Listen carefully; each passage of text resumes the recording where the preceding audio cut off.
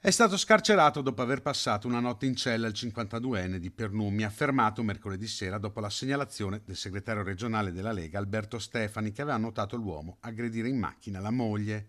Il 52enne era stato arrestato per resistenza a pubblico ufficiale, un'aggressione violenta nei confronti della compagna, che però al momento non ha denunciato l'uomo. Ho fatto quello che ciascun uomo dovrebbe fare in una circostanza come questa. Certo, certe volte magari la situazione di pericolo potrebbe istintivamente condurti ad andare da un'altra parte, a non intervenire, magari anche il rischio di beccarti denunce e cose di questo tipo, però penso che il senso del dovere e il fatto di dover salvare e proteggere comunque una persona venga prima di tutti gli altri rischi, di tutti gli altri pericoli.